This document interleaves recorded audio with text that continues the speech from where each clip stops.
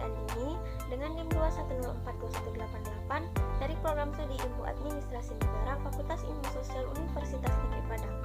Baiklah, di video kali ini saya akan membahas sebuah materi untuk memenuhi tugas mata kuliah pengantar ilmu pemerintahan dengan dosen pengampu yaitu Bapak II Permana STMT.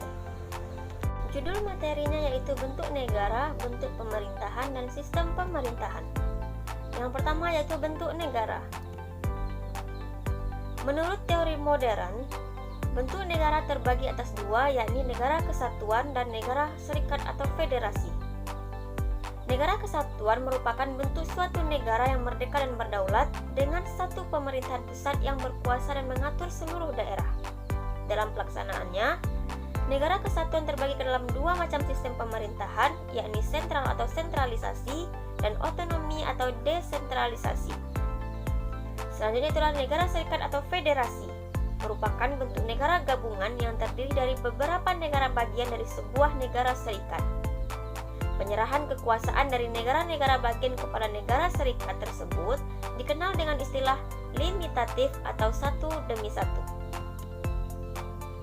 Bentuk negara yang selanjutnya yaitu dari sisi pelaksanaan dan mekanisme pemilihannya.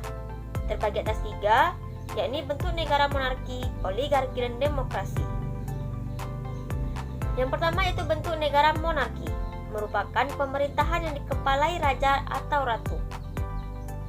Negara monarki terbagi atas tiga, yakni monarki absolut, yaitu kekuasaan tertinggi di tangan satu raja atau ratu. Yang kedua, monarki konstitusional, yaitu kekuasaan kepala daerahnya dibatasi oleh konstitusi negara. Terakhir yaitu monarki parlementer, yang bertanggung jawab atas kebijaksanaan pemerintahannya adalah menteri. Bentuk negara yang keduanya itu adalah oligarki, merupakan pemerintahan yang dijalankan oleh beberapa orang berkuasa dari golongan atau kelompok tertentu. Bentuk negara yang terakhir yaitu adalah negara demokrasi, merupakan pemerintahan yang berdasarkan kedaulatan rakyat. Biasanya, negara demokrasi ini pemimpin-pemimpin rakyatnya dipilih oleh rakyat melalui pemilu. Selanjutnya yaitu bentuk pemerintahan. Bentuk pemerintahan ada dua, yakni pemerintahan monarki dan pemerintahan republik. Di mana pemerintahan monarki ini ciri khasnya yaitu dikepalai oleh raja. Terdiri atas tiga, yakni yang pertama adalah monarki absolut.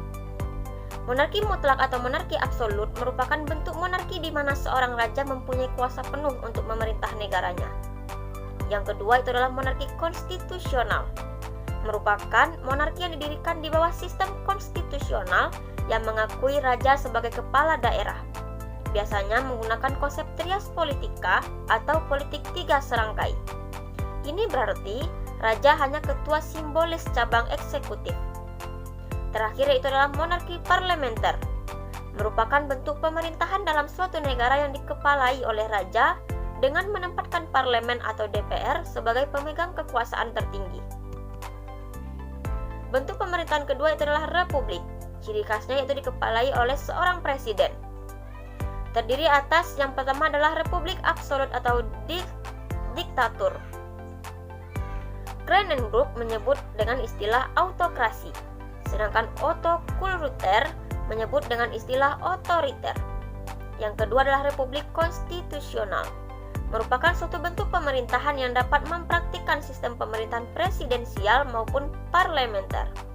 Terakhir adalah republik parlementer, merupakan bentuk pemerintahan dalam suatu negara yang dikepalai oleh presiden dengan menempatkan parlemen atau DPR sebagai pemegang kekuasaan tertinggi. Selanjutnya adalah sistem pemerintahan.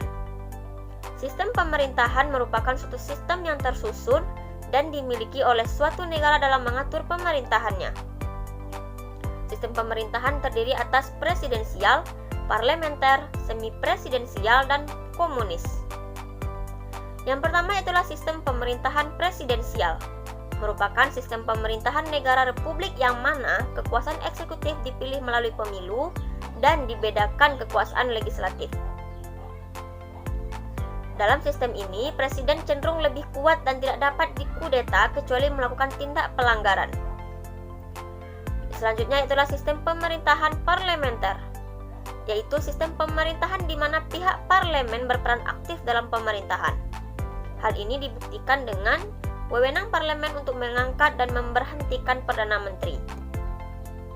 Selanjutnya adalah sistem pemerintahan semi-presidensial.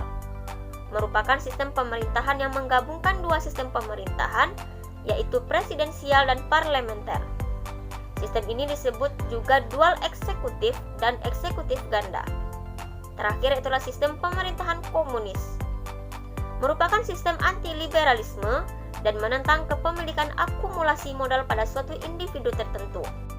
Untuk negara Indonesia sendiri, bentuk negaranya adalah kesatuan, bentuk pemerintahannya adalah republik, dan sistem pemerintahannya adalah presidensial. Baiklah, sekian dulu pembahasan saya mengenai materi kali ini. Terima kasih atas perhatiannya. Assalamualaikum warahmatullahi wabarakatuh.